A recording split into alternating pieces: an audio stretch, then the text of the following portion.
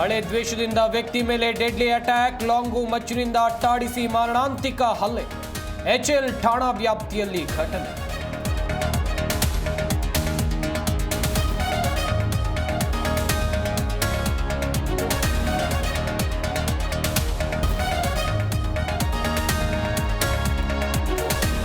ಕಡಿಮೆ ಬಜೆಟ್ನಲ್ಲಿ ಮನೆ ಕಟ್ಟಿಕೊಡೋದಾಗಿ ಹೇಳಿ ವಂಚನೆ. ಬಿಲ್ಡಿಂಗ್ ಏರ್ ಎಂಬ ಕಂಪನಿಯಿಂದ 25 ಜನರಿಗೆ ದೋಖಾ. ಮೈಕೋ ಲೇಔಟ್ ಠಾಣೆಯಲ್ಲಿ ದೂರು ದಾಖಲು.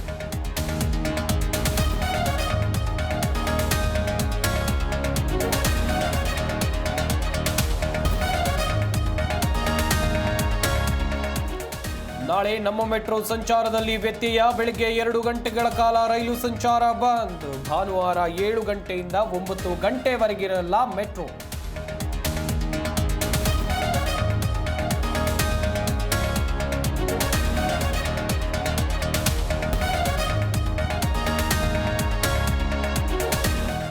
ದೇಶಾದ್ಯಂತ 11ನೇ ಅಂತಾರಾಷ್ಟ್ರೀಯ ಯೋಗ ದಿನಾಚರಣೆ. ವಿಶಾಖಪಟ್ಟಣಂನಲ್ಲಿ ವಿಶ್ವ ದಾಖಲೆ ಕಾರ್ಯಕ್ರಮ. ಮೋದಿ, ಆಂಧ್ರ ಸಿಎಂ ಸೇರಿ ಹಲವರು ಭಾಗಿ.